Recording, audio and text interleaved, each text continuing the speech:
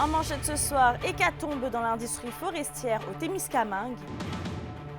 Une troisième usine ferme au cours des dernières semaines. Tout va se dévaluer, tout va descendre. C'est l'économie, c'est l'économie du Témiscamingue en entier qui souffre. Des travaux majeurs à prévoir cet été à Rouyn-Noranda. On trouve important vraiment cette année, étant donné l'ampleur aussi des travaux, d'informer la population. Et les Premières Nations placent la santé mentale au cœur des préoccupations.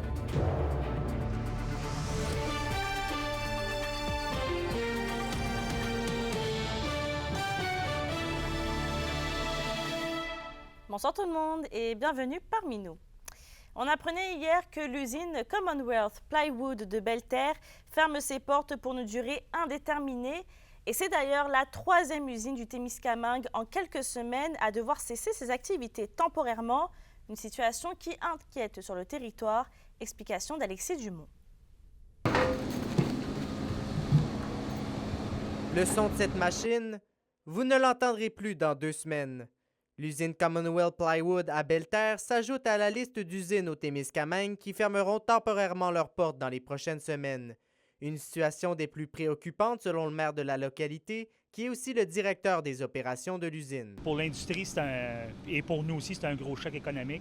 C'est un licenciement de 36 employés, 32 à 36 employés. Tu sais, on ne se cachera pas, les usines ne roulent pas à perte. Il n'y a jamais aucune usine qui va rouler à perte. Oui, ça peut le faire un temps X, mais m'emmener un temps déterminé, c'est impossible.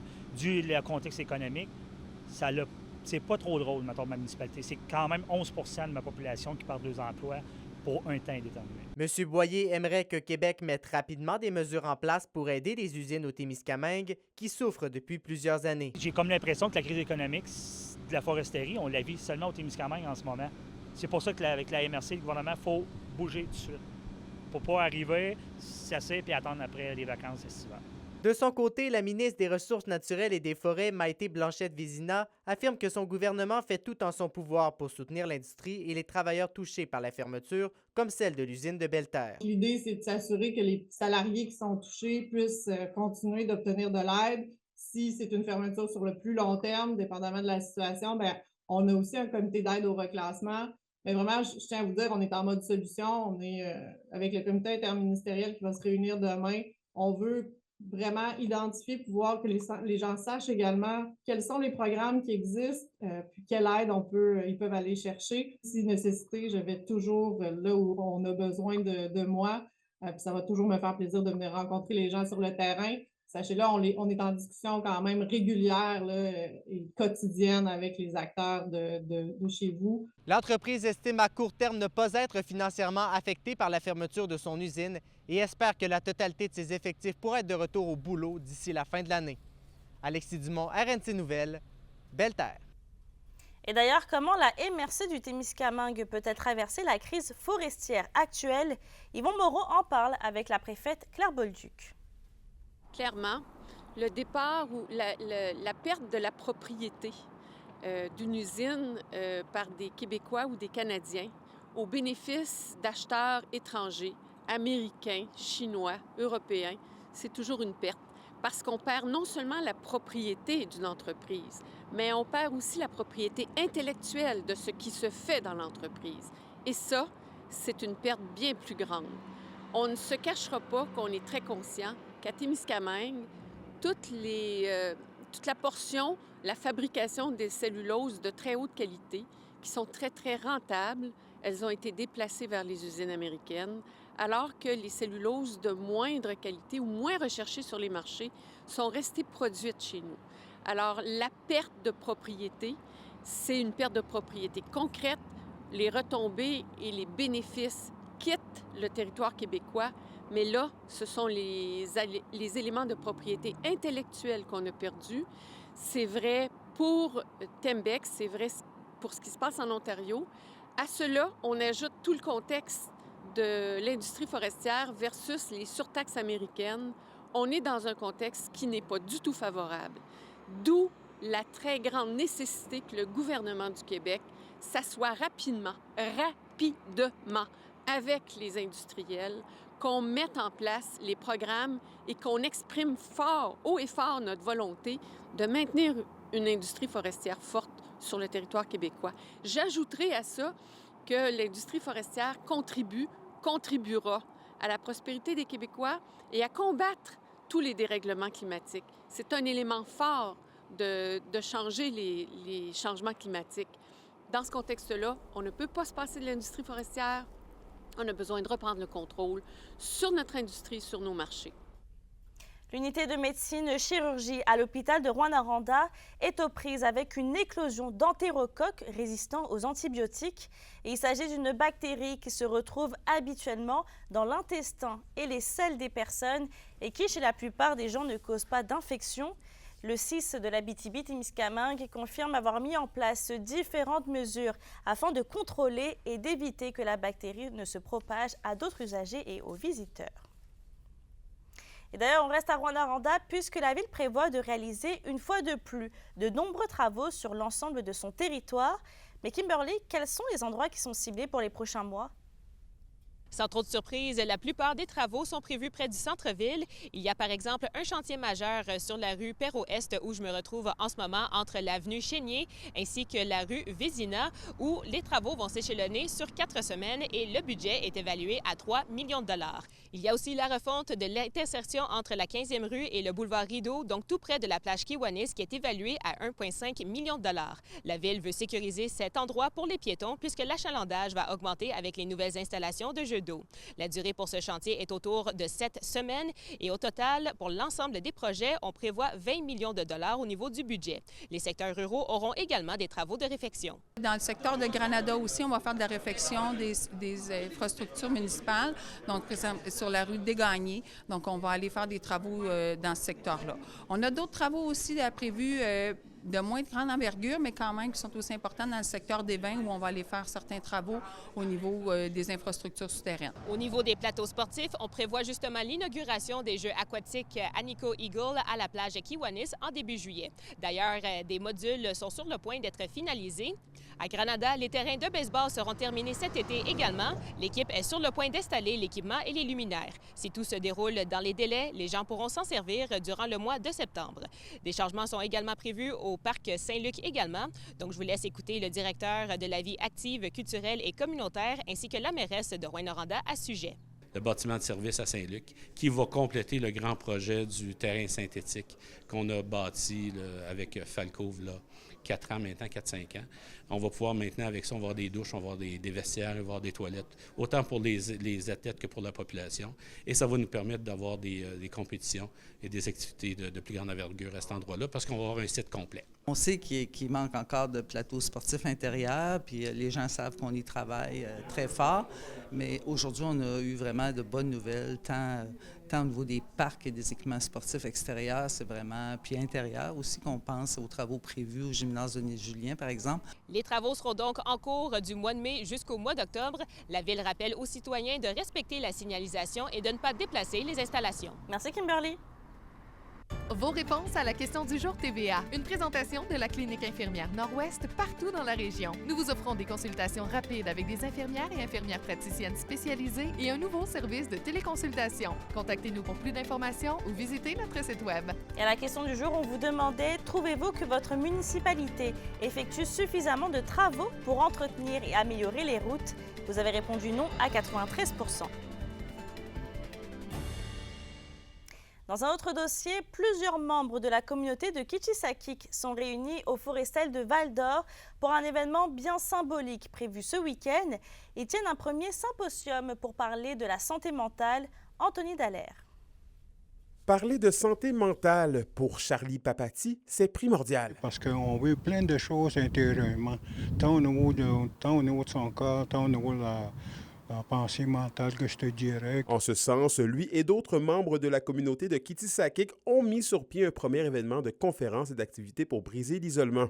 Le conférencier et ex-joueur de football Étienne Boulay sera d'ailleurs présent pour parler de son expérience de vie en lien avec ses troubles de santé mentale du passé.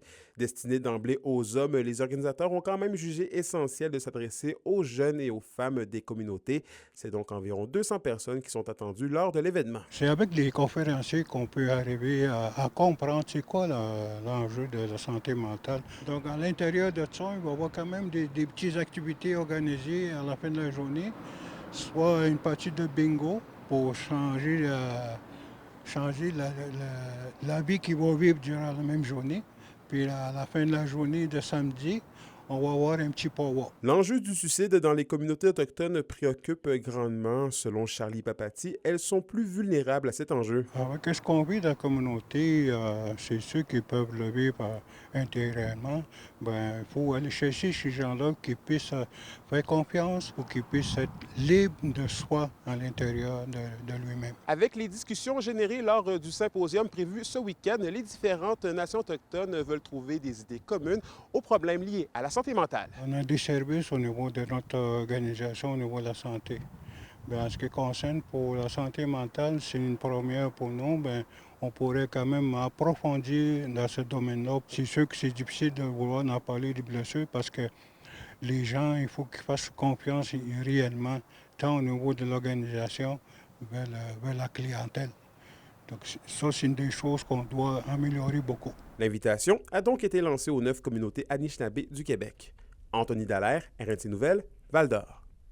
En agriculture maintenant, la financière agricole du Québec a récemment dévoilé que la valeur des terres agricoles en Abitibi-Témiscamingue a augmenté de 82 % entre 2022 et 2023.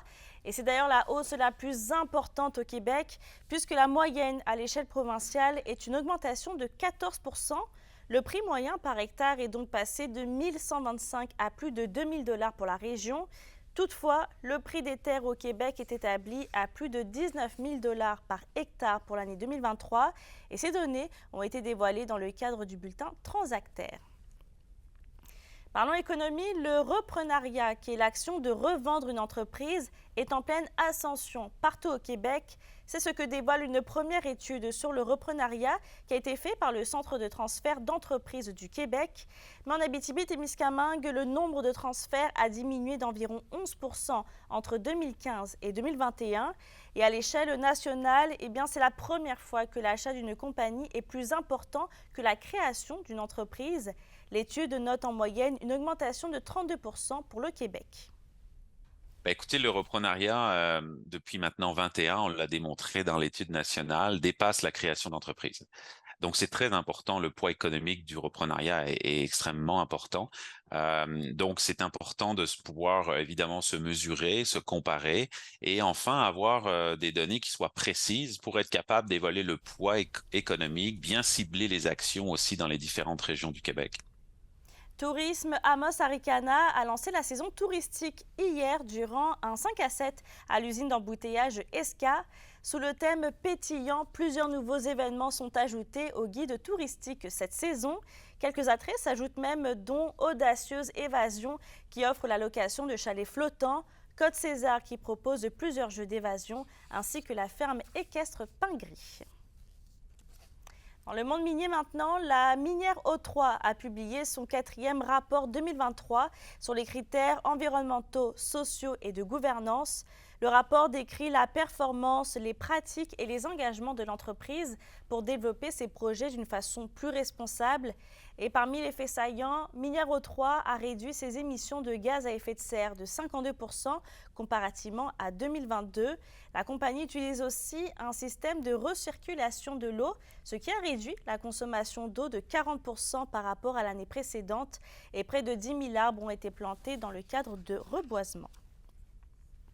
Dans un autre dossier, dans le cadre des négociations, les travailleuses en centre de la petite enfance affiliées à la CSN ont officiellement déposé leurs demandes au ministère de la Famille hier.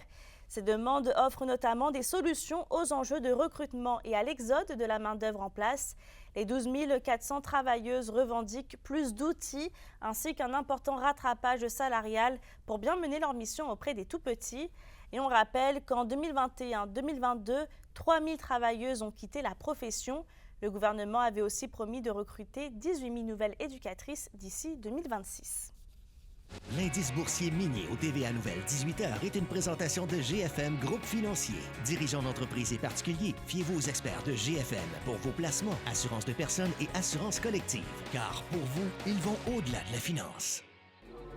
Alors, restez des nôtres, nous vous revenons dans quelques instants avec le dévoilement des finalistes de la 24e remise des prix d'excellence en art et culture de l'Abitibi-Témiscamingue.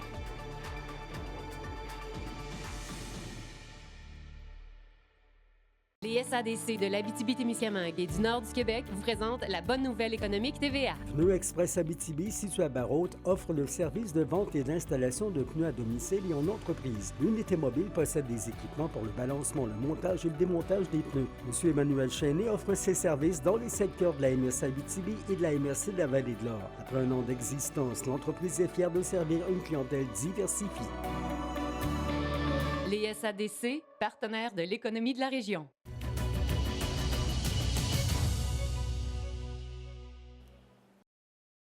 La chronique culturelle vous est présentée par Bruno et Jasmin Leclerc, denturologistes. Des cliniques à la fine pointe de la technologie pour vous servir à Lassar et à Amos. Stéphanie, c'est ce matin à Lassar que se déroulait le dévoilement des finalistes des prix Excellence en art et culture de l'Abitibi-Témiscamingue 2024. Oui, le Conseil de la culture de l'Abitibi-Témiscamingue souhaite honorer les efforts de développement, Mélissa.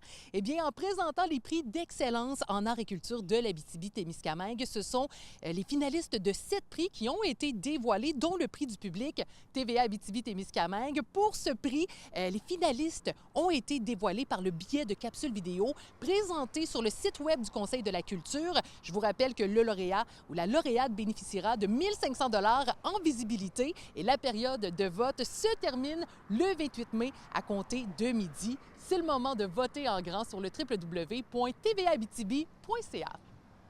En fait, les prix d'excellence en art et culture de l'Abitibi-Témiscamingue regroupent 8 prix, dont le membre honorifique qui aujourd'hui a été gardé secret. Sinon, vous avez eu les 7 prix présentés dans la conférence de presse.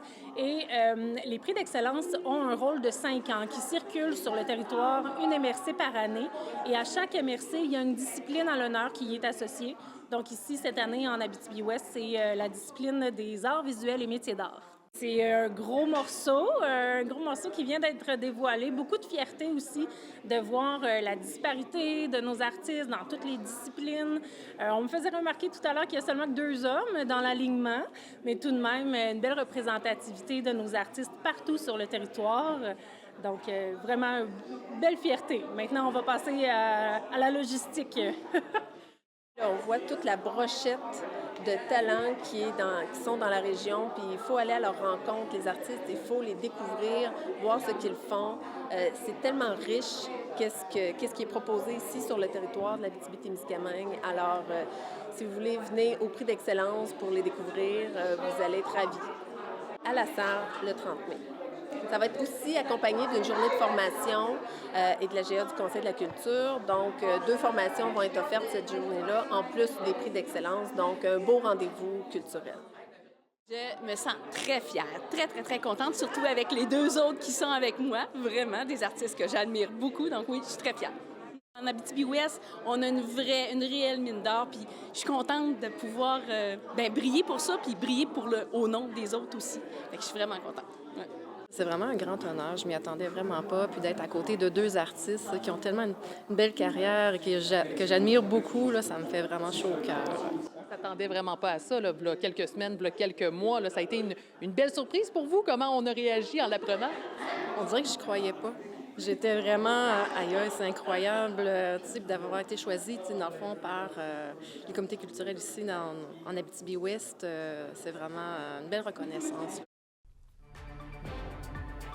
On vous dévoile après la pause le classement final des espoirs en vue du repêchage de la LHJMQ 2024 et le fils d'un ancien joueur des Huskies est présent.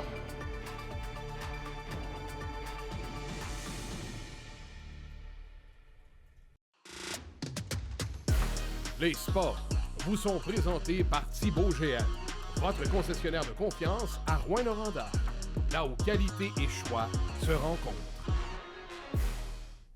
Le centre de soutien au recrutement de la LHMQ dévoile son classement final des espoirs en vue du repêchage 2024 Funplast qui aura lieu les 7 et 8 juin à Moncton. Et on rappelle que les Foreurs de Val-d'Or vont pouvoir sélectionner au 2e et 3e rang après les Eagles de Cap-Breton. Le Québécois Maddox Dagenet, fils de l'ancien joueur des Huskies de Rouyn-Noranda et de la LNH Pierre Dagenet, trône au sommet des espoirs. Imposant attaquant gaucher de 6 pieds 3 et 180 livres, il a récolté 42 buts et 39 passes en 35 matchs cette saison avec les Red Devils de Kent en Ontario dans le U16 AAA. Pour une nouvelle importante à nous communiquer, contactez-nous. Nouvelle au pluriel @rncmedia.ca, par téléphone 1-866 463 4636 et notre site web tvaabitibi.ca.